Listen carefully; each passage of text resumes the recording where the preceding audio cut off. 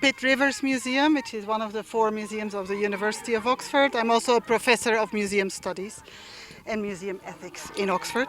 And the process started when Sam in 2017 came to visit as part of a program that Inside Share, which is our partner, organized for Indigenous Leadership Program, training program. And we had agreed with Inside Share we would bring out some objects, and Sam, looking at the objects, said, I don't understand. Why are these things here, and why does it say that missionaries collected them? What do you mean collected? Hardly, they were thrown on the floor. So I need to talk to the elders and see how what they think about this. So we received a video from the elders from Loliondo, so from and they indicated that they were annoyed that there were these objects in the UK that they didn't know about. And so I sent a video back to invite people to come over and work with us and find a solution.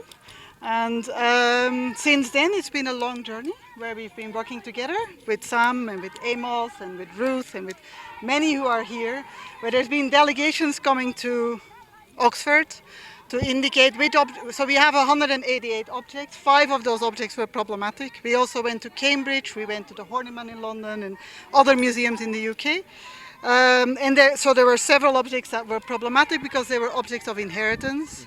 And the next stage needed to be working with Chief Laibon Mokompo to identify what might be steps forward, where we could reconcile and heal the situation. We work a lot with Indigenous people from all over the world.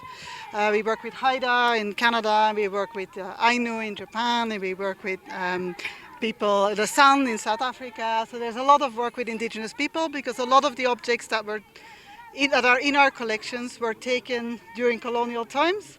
Many were gifted, and so what we saw is that many objects were okay to have in Oxford, but some objects were problematic because they were never supposed to have been done away with.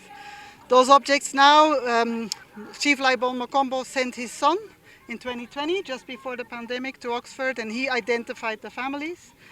What we, obviously in colonial times, people were telling people that there was only one way of knowing, one epistemology, as you would say it in academic language. Well, we know that there's many ways of knowing, and the Ma way of knowing is a different way of knowing than historical documents which are written. But we didn't have a lot of historical documents that were written.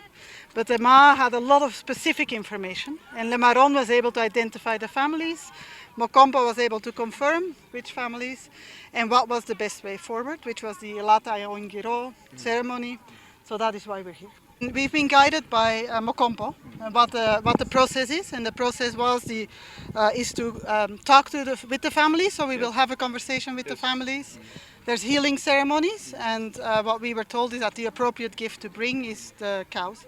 So that is what we've brought.